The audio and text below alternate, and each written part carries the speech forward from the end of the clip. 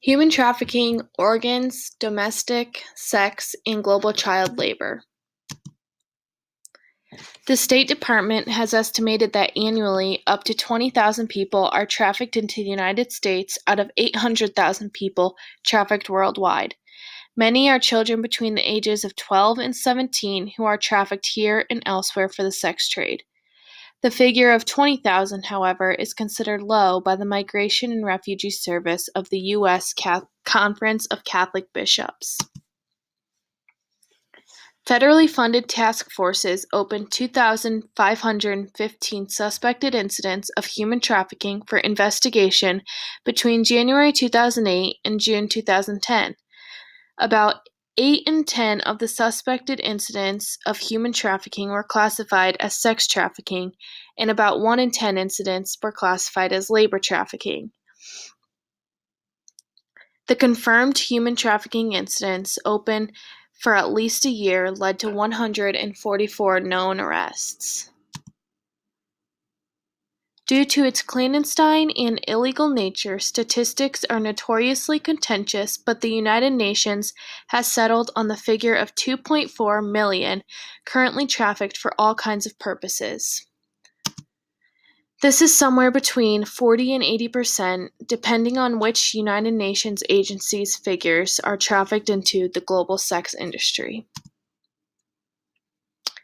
In 2008, the International Labour Organization reported that 14.1% of children, or about 152,850,000 children ages 5 to 12, were employed in various jobs, many of them physically or mentally hazardous.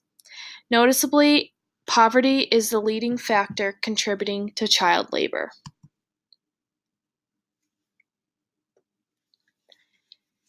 An estimated 2.5 million people are forced into labor, including sexual exploitation, at any given time as a result of trafficking.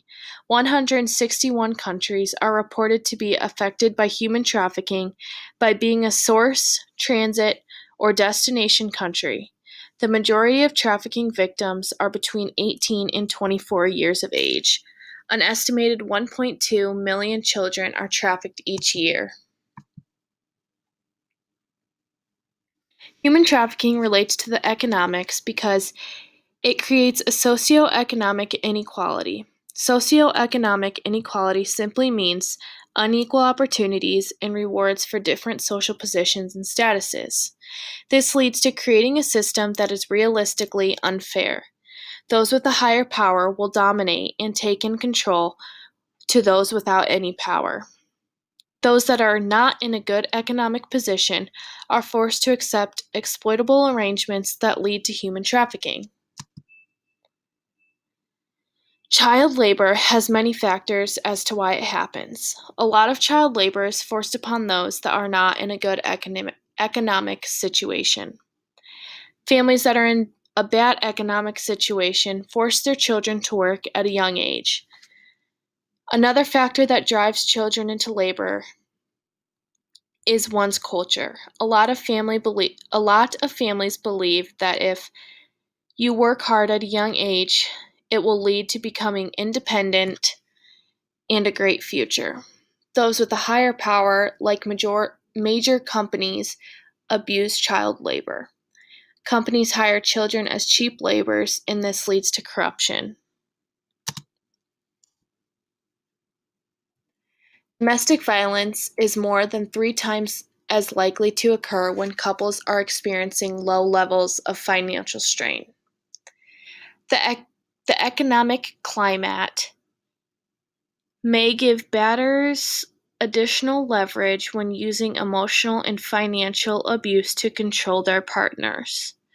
Domestic violence also has an enormous economic impact, from increased healthcare costs to the workplace issues such as safety and productivity.